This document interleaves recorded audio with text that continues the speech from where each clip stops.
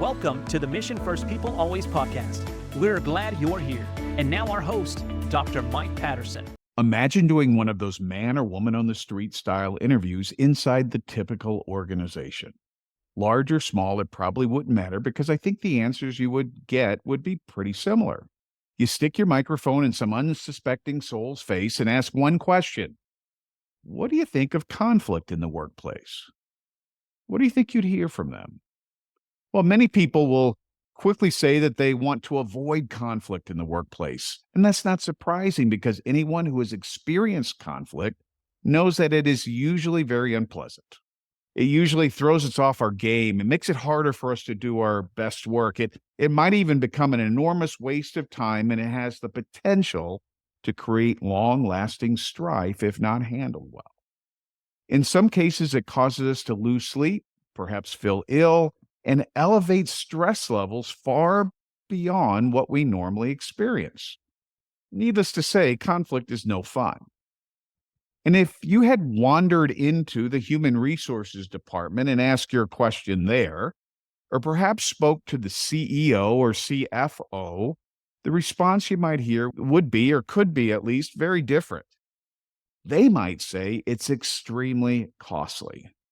The amount of time wasted in non-productive conflict costs organizations thousands, if not millions of dollars each year. It's a major cause of absenteeism, and it generally drives down engagement and productivity.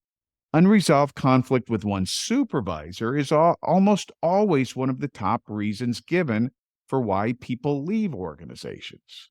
And the chief people officer would be the first to tell you that the cost of recruiting, hiring, and training new employees, if you can find them, is incredibly high. And while the chief people officer would affirm that from a macro perspective, you might also ask some of the frontline leaders who are trying to meet production quotas or deadlines on major products what it's like to try to do that shorthanded. And here's the second all-important question you might ask when you're doing your survey. How well does your organization do conflict? Are they a conflict-competent organization? That's the question we're going to explore in today's episode. And if your organization isn't doing a good job with conflict, today's guest has a great plan for getting you where you want to be. Welcome to the Mission First People Always podcast, where we talk about better business results, stronger teams, more successful careers, and happier lives. Along the way, we hope to bust some biases, build some bridges, and have some fun. We're glad you're here. And now, our host, Dr. Mike Patterson.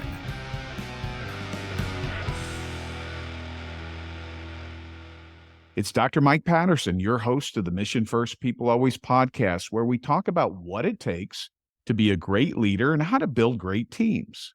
I'm the author of the book, Mission First, People Always, the definitive guide to balancing people and performance, and it's available on Amazon or wherever you buy your books online. I'm also a trainer, consultant, and coach focused on leader and team development. Let me remind you, as I always do at the beginning of this podcast, to please subscribe or follow, leave a review, and tell a friend about what we're doing here. I do this podcast because I sincerely want to help people lead better and to get more done with and through the people around them. I believe everyone I invite to be a guest on this show can add value to your leadership journey. And I like to showcase talented people who care deeply about healthy organizations and good leadership, just like I do. And today is no exception. I'm especially excited about this topic because I have a special interest in workplace conflict. Over the years, I've seen it done very poorly, and I've also seen it done well. I was so interested in the topic, in fact, that I wrote a book with a couple of friends called Have a Nice Conflict: How to Find Success and Satisfaction in the Most Unlikely Places. It was a business fable, and it told my story of not dealing with conflict in the workplace very well at the time. But the good news is that I learned a lot and I got better. And that's the point my guest today will make. we can learn to do conflict better, both as individuals and organizations. Let's take a quick break and then come back and meet my guest, Dr. Robyn Short. Imagine a workplace where you feel connected to your work and colleagues, where people joyfully connect to the organization's purpose, mission, and leadership. At Workplace Peace Institute Leadership Academy, we bring evidence-based, brain-based learning to support leaders in creating life-affirming workplaces grounded in peace and dignity. Spark your leadership imagination at Workplace Peace Institute Leadership Academy. Together, let's reimagine work. My guest today is Dr. Robyn Short, and she is returning for another appearance on the Mission First People Always podcast. And as I think about it, she's the first returning guest to the show. And I'm going to have to think about some sort of special jacket for guests that come back a number of times, like they do on Saturday Night Live. That might be fun. But here's Robyn. Robyn is the founder and CEO of Workplace Peace Institute, a consulting and research firm that brings peace and dignity to the workplace. Robyn works as an organizational development consultant, peace-building trainer, mediator, racial equity coach, and restorative justice facilitator. She is also an instructor for the Workplace Peace Institute Leadership Academy. Robyn has served as an adjunct professor at Southern Methodist University in the Master of Conflict Management and Dispute Resolution program and the Master of Leadership and Negotiation program at Bay Path University. She has guest lectured at Pepperdine University's Strauss Institute for Dispute Resolution and Creighton University's Master of Negotiation and Conflict Resolution program. She has also authored 4 books on peace building. Robyn, welcome back to the Mission First People Always podcast. Hello. I'm so happy to be here. Well, it's a pleasure to have you back for your second visit with us. And so I'm excited about our conversation today. It's a topic that I know is incredibly important to people. It's incredibly frustrating to people. So we're going to help them get it right and become more conflict competent. But before we jump into that conversation, what's going on at the Workplace Peace Institute? Oh, wonderful. Thank you for that question. Well, since we last spoke last year, we have actually launched a leadership academy. We have online courses and live and in-person courses, but I'm actually really particularly excited about the online course offerings that we have. All of our courses are oriented for supporting leaders and emerging leaders and really growing their competencies around new paradigm leadership skills. The courses are all 6 hours in length, but they're self-paced. And each module is kind of bite-sized learning. We know that professionals are really busy, so we wanted to provide learning material for leaders that they can access at their own time, at their own pace. And we have opportunities for engaging with other professionals who are in the Leadership Academy. So it's been a passion project, something that I've been thinking about for a couple of years. And I'm thrilled that we have now launched it and made that available. I appreciate that question. Well, that's exciting.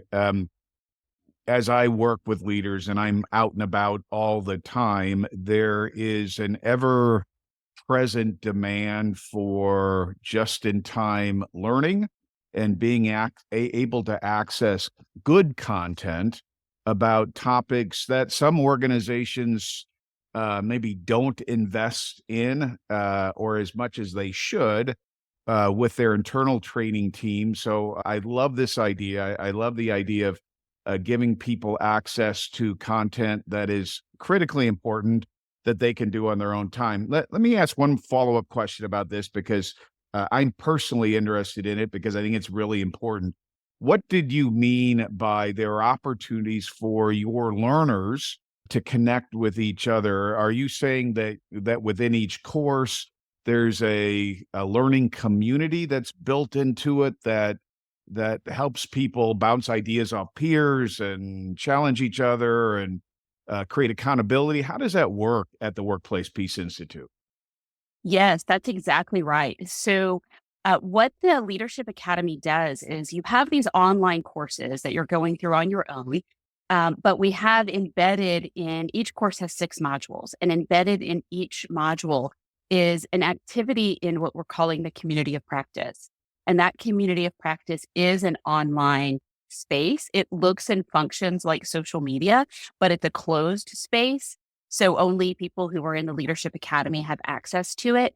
And each module has a question. Maybe it's a video, maybe it's an article, maybe it's just a discussion question where course participants can go and now engage in this topic with other professionals who are taking the course or who are in the Leadership Academy. So you can engage in topics that are associated with other courses as well. And it gives the learner the opportunity to have some exposure to other leaders in like really across the globe who are interested in these same topics, both in terms of ideating, collaborating around ideas and thought partnership, but also opportunities for just growing relationships and networking. I'm always kind of amazed when I look at my professional network, how many of the people in my professional network are people I met on LinkedIn in social spaces who I think of who are my actual colleagues, but who I've never met in the real world. So we wanted to create that opportunity for the learners in our academy to have that same experience. What we also offer are monthly live webinars. So those live webinars are another opportunity for people who are participating in the Leadership Academy to come and now actually have synchronous learning with the professors in the academy. And then there's opportunities for networking and discussion embedded into those live learning experiences. And participants of Leadership Academy have ongoing access to that. So you take one course and you have access to both the community of practice and the live learning every month for forever. I love it. And one of the things that my listeners should know is that you have invited me to be in partnership with you in that. Anyone who comes to the Leadership Academy through drmikepatterson.com is able to get a generous discount on your courses. And so to my listeners, I simply say, hey, visit my website, drmikepatterson.com, and find the Workplace Peace Institute, which is very present on my website, and check out courses. And then if you want to enroll, why not get a discount? So that's the way we're working together, and I'm excited about it. Oh, Mike, I'm so excited about this partnership. So, Robyn, let's talk about conflict, everyone's favorite subject. Actually, it's probably not everyone's favorite subject, but it's an important subject because people are really frustrated by it. I've met very few people who say, I love conflict, but in reality, it is present in some organizations. It is ubiquitous. It's everywhere. And so I want to help our listeners today better navigate conflict in the workplace. But let's begin with, how did you get so interested in the field of conflict management and dispute resolution? What's your origin story on that front? Yes. So I started to become interested in conflict management as I was progressing through into my career and began developing teams and became responsible for negotiating contracts with clients and managing client relationship. Conflict became ever present in my life. And I think many of us kind of do conflict as a side effect of how conflict was managed in our own families. And I think that's one of the reasons why conflict can be so uncomfortable for people, because it's a manifestation of a lot of things that maybe didn't work well for us in our early parts of our life, but kind of evolved into learned behavior. And in order to be a better leader, in order to be a better partner, my relationships with clients, certainly to negotiate contracts better, I needed to increase my conflict competency skills. I also was becoming increasingly interested in why it is so difficult for us to actually do the work that we've come in community to do, right? So when we come into our work environment, we're there for a really specific reason. Um, and it can be so hard to do that work because we don't know how to navigate difficulties in the human to human relationships. And as I began my education in conflict resolution, I was actually really interested in the flip side of it, which is peace. What really is, I kind of went into my studies with the question, what is peace and how do we cultivate that in our lives and in our workplace? Because I think that's ultimately what we're looking for. So I went into, I had been working in marketing for 15 years, and I went into academic studies around conflict management, dispute resolution to improve my skills in marketing. But as I went through my studies, I got so interested. When you said very few of us love conflict, I don't love my own conflict, but I love the mechanics of conflict. So I got really, really interested, excited about, passionate about this work. And when I finished my master's in conflict management, dispute resolution, I left marketing, which had never been my intentions, and hung out a new shingle and started doing conflict management, dispute resolution, training, mediation, really for the work environment. And as I stayed in that work for a while, it really drew me to exploring conflict and peace more at a systems perspective. So I went back and got my PhD in organization systems design. And I now really approach peace building and conflict resolution in the workplace environment through a systems perspective. I still enjoy doing mediation, but I'm really interested in what's embedded in the system that's causing us to behave in dysfunctional, unproductive ways. What does that mean? You approach conflict and conflict management, conflict resolution from a systems perspective. I want to make sure my audience embraces that idea because I think it's important.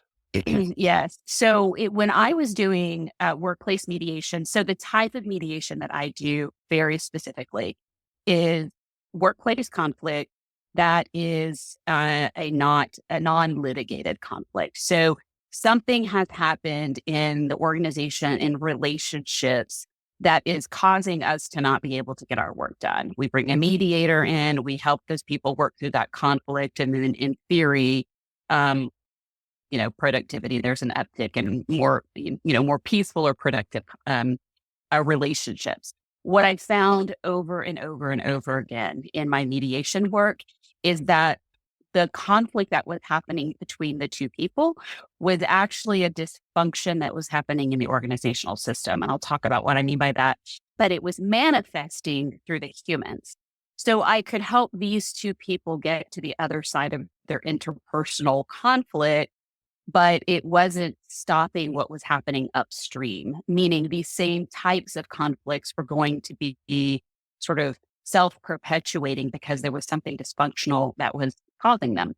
So what I mean by looking at conflict through a systems perspective is there's a lot of, as humans operating in a system, we're impacted by that system. So if you think about, the health of the fish, is going to be influenced by the health of the ecosystem that fish is swimming in, the water, the plant life, et cetera.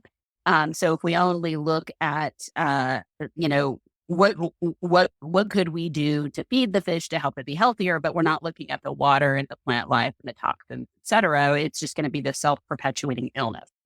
So thinking about it as an ecosystem, we have organizational structure, what the hierarchy of the organization looks like, how well the mission and the vision are actualized through practices, attitudes, belief systems, policies, behaviors, leadership, acumen. how we manage, how we onboard people, how we promote people, whether or not quality one-on-ones are happening. Are we developing people? What are the relationships between the leadership team, right? If there's dysfunction in the leadership team, there's a very good chance that there's going to be a ripple effect down to the teams that they are leading in those personal relationships. How effectively can we do cross-functional collaboration? Is there transparency in decision making? What does power look like? So all of these sort of elements and nodes that impact the overarching system will influence how the humans inside that system behave and engage with one another. So if we look at conflict through a systems perspective, kind of going back to that fish swimming in the water, we want a really healthy, thriving want healthy, thriving plant life inside the water so that everything that's swimming in it is also healthy, if that makes sense. I love the fish in the water metaphor there.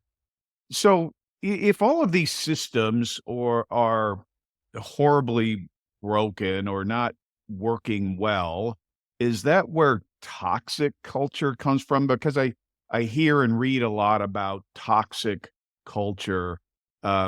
Does toxic culture breed more conflict, or it seems like the fish would be a lot sicker in that environment, and so do sick fish uh, have an inability to get along with other sick fish? Is that the issue? Right.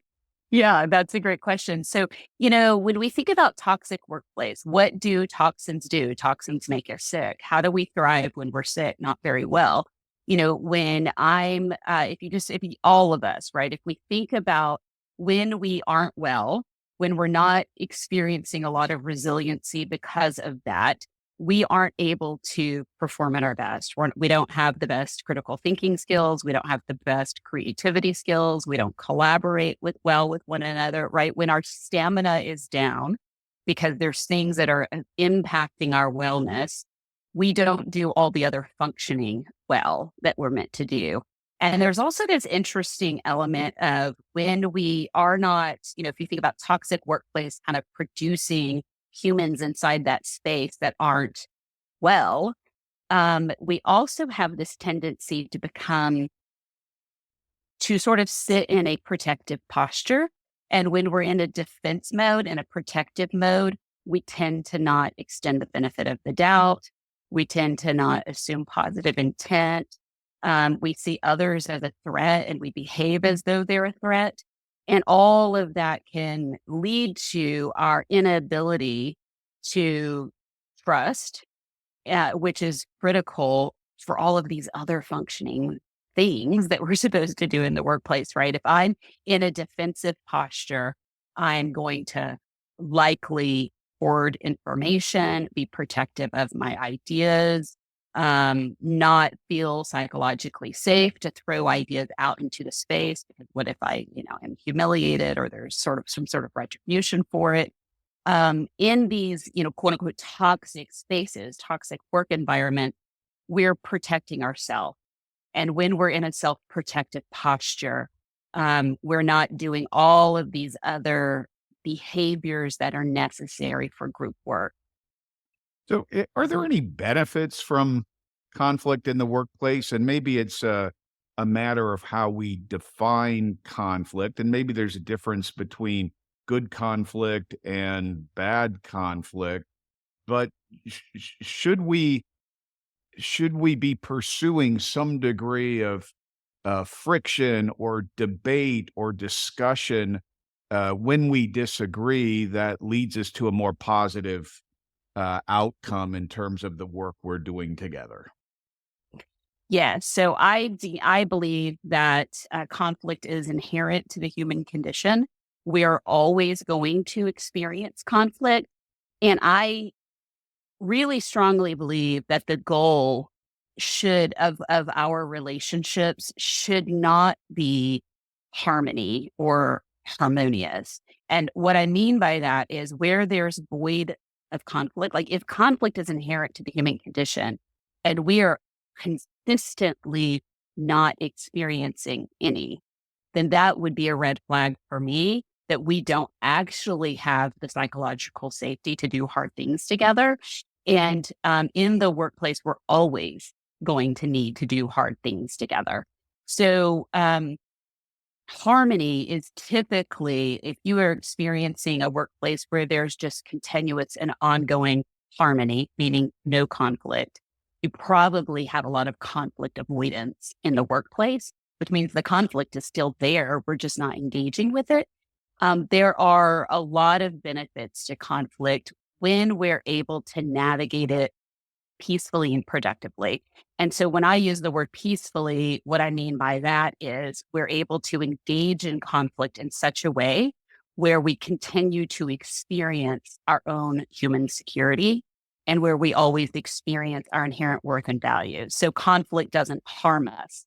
But there are disagreements of ideas. There's disagreements of approaches. We have friction sometimes. And, but when we can do that friction well in terms of our relationships, we deepen our understanding of one another. We actually build trust with one another. When we do hard things well, we realize that we can trust one another in those experiences. That improves our working relationships. All of that helps us to be better problem solvers, which of course improves team performance. And then when we have improved problem solving and improved performance, it increases our motivation. And so conflict can be really productive. And when I think about the times that I have been in conflict that was well navigated, it was exciting.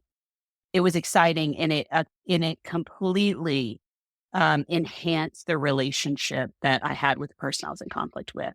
And even when I've done, when I personally, and then through mediation, I've observed this, when I see people come into conflict where there's actually a lot of harm and injury, that they're able to, through mediation or through some sort of outside support, get through that conflict peacefully.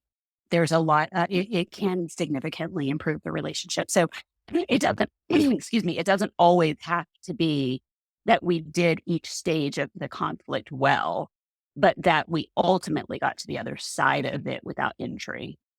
Yeah, I agree with what you're saying. I use a little bit different language in the way I describe it. I like to use the term healthy opposition as a way to discriminate or discern the difference with less healthy conflict. Conflict, to your point, does make it harder for us to do our best work. But when we have healthy opposition where it's not personal, people can disagree and debate ideas, sometimes even vigorously debate ideas, but we're working toward making something better. That's where innovation comes from. That's where more efficient processes come from, new products, new ideas. And that's really healthy for organizations. And I like to use this. I like to refer back to the ancient Hebrew proverb that says, as iron sharpens iron, so one friend sharpens another. And I think that's the essence of good conflict, as you would describe it, and in my vernacular, healthy opposition. So we agree on that, and we've probably both experienced that. So how do we get there? How do we create these conflict competent workplace cultures so that a difference of ideas is actually a very energized form of collaboration versus this place where we all need to duck and cover and defend ourselves because it's not very safe? You help people create conflict competent workplace cultures. How do you do it? Yes. So something that I find so fascinating about the human condition is our lack of inherent understanding of how to navigate conflict, that we just don't come into this world with these inherent abilities to navigate conflict, even though conflict in and of itself is absolutely inherent to the human condition. And so when I think about what's necessary to be conflict competent, to build conflict competent workplaces, it is proficiency in the dynamics of human behavior. And we need to intensely grow our proficiency in understanding the dynamics of human behavior. So that means we need to understand what actually causes us to get into conflict. And I think at the core of every conflict is a violation of basic human needs and a violation of dignity needs. But most of us can't even name what those basic human needs and dignity needs are. So our body registers the violation. We, our nervous system begins to respond to that violation, but we don't have the language to really say, this is what got violated. I can name it. And by naming it, I know how to ask for something different. We don't have the language that really matches what our limbic system, our nervous system is experiencing as a violation of basic human needs. So one is we need to really grow our understanding of what it means to be human. And then that also means we need to really increase our communication skills, which requires our ability and willingness to be more vulnerable than we've been conditioned to being with one another in our relationships. And we need to also recognize that inside this understanding of the proficiency of human behavior, there's so much that influences how we're showing up. So we need cultural intelligence. We need emotional intelligence. We need social intelligence. We need to really grow our dignity intelligence. I know you talk a lot about relationship intelligence. We need to grow our relationship intelligences. I think about all of these really under the bucket of just leadership intelligence. So as we increase our understanding of each of these things and we increase our communication skills, then we're interpreting behavior more accurately. And we have the self-regulation skills to be responsive to what others need from us rather than reactive. So I can register that there's something happening within me when a behavior happened, right? My heart starts pounding, my hands start getting clammy, and I have the emotional regulation skills to get curious about what's happening. And I've developed the language to understand basic human needs and dignity. So I know how to name what happened. And then I have the communication skills to lean into this relationship differently. And none of that is taught in most of our formal education. And yet it's critically important for engaging in conflict in a healthy way and creating, from a leadership perspective, creating a culture where people feel psychologically safe. One of the things I've always found fascinating about culture is that conflict occurs because something important to me, something important to you feels threatened. People don't go into conflict about things that are unimportant to them. So when there is conflict, if we recognize it, we spot it, and we can trace back a little bit to what triggered that conflict, the cause of the conflict. We begin to recognize what's important to people. And then when we start to recognize what's important to people, we can honor that in terms of how we relate to them, how we communicate. We can bring dignity back into the workplace and maybe prevent a lot of conflicts. So is part of success here learning how to prevent conflict by honoring and inspiring dignity within the workplace? Yes. So if your listeners could see me, I've been doing a lot of head nodding while you were talking. Yes. So I'll give an example to everything that you just said. Many years ago, right when I was on the verge of leaping from marketing into the work that I'm doing now, I was one of my colleagues who was a leader in the organization came up to me and was telling me about a performance conversation that she had with an employee that kind of dotted line to both of us. And she said, she was sitting so far back in her seat and she was looking out the window. And I mean, she wouldn't even look at me. It was obvious she didn't even want to be in the room. I just, I don't think she's really looking to change. And so that performance improvement conversation had escalated the conflict. They both came out of that conversation. One person very likely feeling attacked, and the other person feeling as though the employee wasn't interested in changing. And having understanding of human relationships and what all of that means, I said her body language would indicate to me that she wasn't feeling safe in that conversation. And when we're safe, when we don't feel safe, we actually aren't processing the information. We're thinking about, how do I stay safe? And so I wouldn't interpret her behavior the way you did. I would interpret her behavior as someone who actually didn't walk away from the meeting having heard everything you said. Right. And we need to have another go at it, right? So if to kind of track with everything that you had just said, what would have been necessary was for that leader to recognize the second that person became unsafe and to stop and say, I'm wondering how you're feeling right now, and give that person an opportunity to talk about it, work through what, I think the way you framed it is something important to me feels threatened. Work through what that was for her. What is important here and why does it feel threatened? Process through all of that, and then the conversation can get back on track.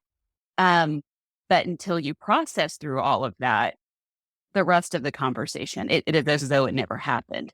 Although it did, from the perspective of increased harm in the relationship between those two people.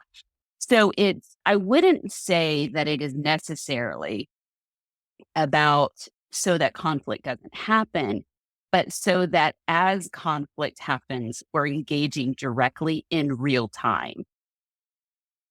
So, Robyn, it seems like, in that example you just gave, empathy is a big part of doing conflict well. You just said, hey, if the leader had recognized that this person might have been feeling unsafe in that moment because of the way their body language changed, and you recommended that we pause and we talk about that. How important is empathy in creating these competent, conflict competent cultures that you're talking about? So I want to say that empathy is critically important. But if we say empathy is critically important, what's the outcome of an empathetic situation? And I think that the outcome of an empathetic situation, right, I have had the experience of empathy, is that I've been heard. And so if we dig a little deeper, I think what's really at the core of it is that I have felt heard. And the reason why I think that's important to differentiate a little bit is because we all naturally have varying capacities for empathy. I'm a deeply empathetic person. My husband's less empathetic, significantly less empathetic. So if we just focus on empathy, the person on the receiving end of an engagement with us is going to have a different experience. If we focus on it's critically important that this person feels heard, we can both approach that with the same level of skill. And the reason why I think that differentiation is important when we put this in the context of leadership and the workplace and creating conflict competent cultures is because if I'm working with a leader who just naturally doesn't have a lot of empathy and isn't really interested in it too much, right? Like that's just not something that they had natural interest around. It can feel soft and woo-woo and why does everybody just have to be so focused on their feelings?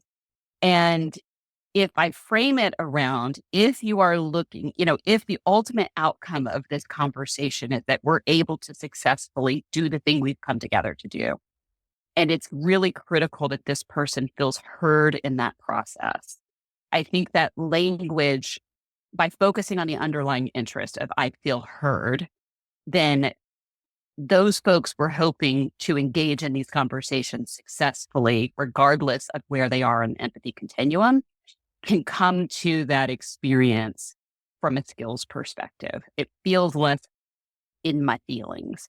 Now, I'm someone who loves to be in my feelings.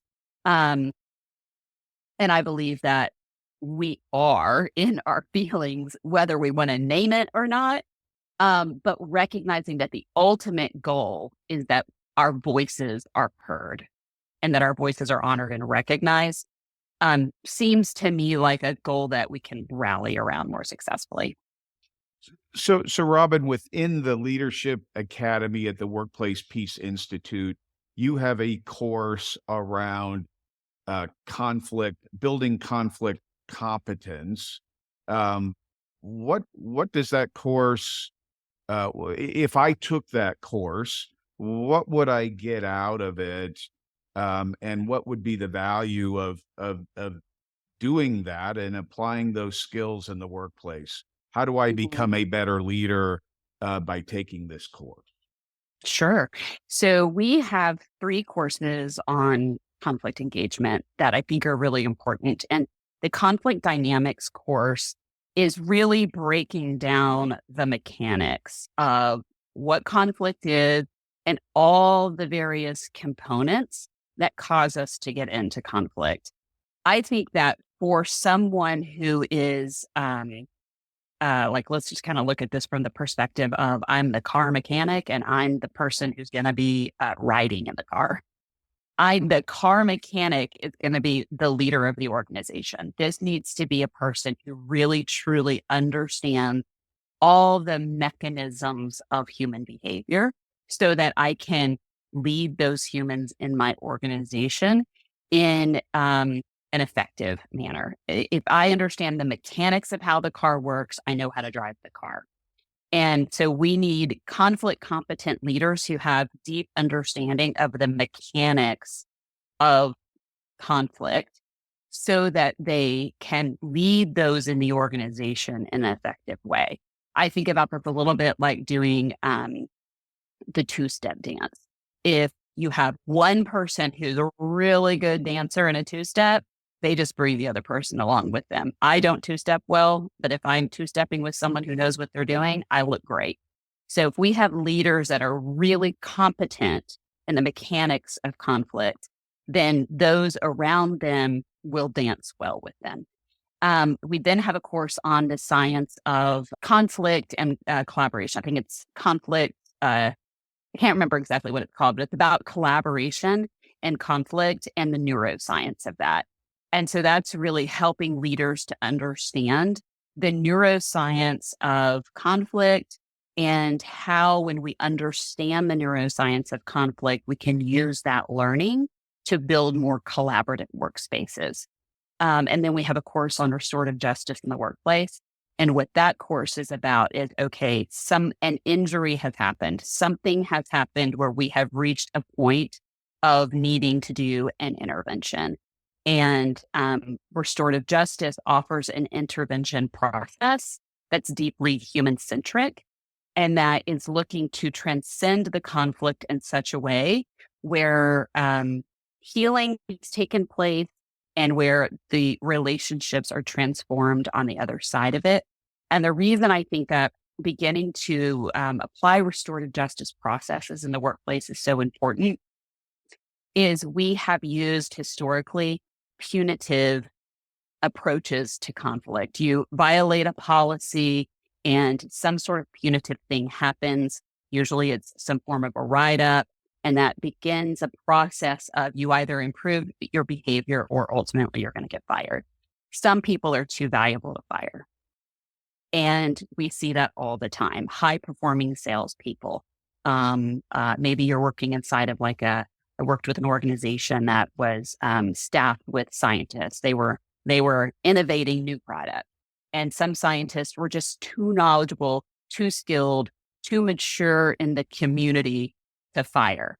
And so bad behavior is ignored, a blind eye is turned to it.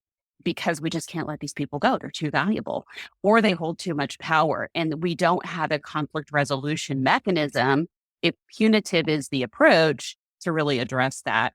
And a restorative approach is focused on identifying injurious behavior, who has responsibility for that, what the needs are to transform that, and how do we heal and grow together. So it keeps people together in conflict. And it's designed to support people in healing and transcending. So all of those courses are going to help people utilize conflict in such a way that it benefits the humans in the organization, and therefore it benefits it grows trust, it builds relationships, it helps us problem solve better, it helps us build stronger teams, and we become a more motivated and encouraged and cohesive team.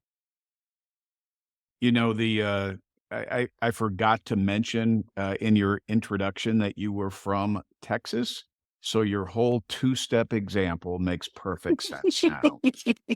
So, Robyn, we are near, I'm shocked, but we're near the end of our time together. And as my listeners know, one of the things that I always do at the end of every conversation is invite my guests to share one thing that my listeners can do beginning immediately to become a more effective leader, more effective teammate, more effective human being in the world. And so in light of our conversation about conflict, what's one thing that our listeners could begin doing right away? I believe that if we all begin to really focus on being a more human in the workplace, we'll all benefit. And what I mean by that is that we have been, kind of historically conditioned that I am Robyn and all these things in my personal life, and I am the role and the responsibilities that come with that role in my work life. And so I kind of bifurcate my humanity when I come to the workplace. And I think if we begin to really focus on relationships, to really build time into our meetings and into our work life for authentic connection and for fellowship with one another, and doing that in such a way where we really truly honor all the diversity that exists in the workplace, we will build the relationships necessary to do hard things together. Robyn, thanks for being a great guest on the Mission First People Always podcast. I think this conversation will really help our listeners think about the importance of navigating conflict in the workplace, especially from a leader's perspective. It is possible to create a conflict-competent organization, and I hope my listeners will consider taking advantage of the resources available to do that. They can learn more at drmikepatterson.com. And if you want to take one of the Leadership Academy courses that Robyn described, send them a note from my website to receive a really valuable discount. So until next time, be a great leader, be a great teammate, and be a great human being. God bless. Thanks for listening. We hope you enjoyed today's episode. If you want to create a stronger, more people-centric and empowered culture for your organization, visit drmikepatterson.com.